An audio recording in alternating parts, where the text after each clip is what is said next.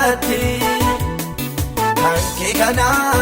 yoomaan jennesi gammachiisa Ayyaanni kee isa dadhabe boqochiisa Adda keenya lafa dhumee gooftaa si waaqessina Ooka keenya waan argamuun maqaa kee weddifna Adda keenya lafa dhumee gooftaa si waaqessina Ooka keenya waan argamuun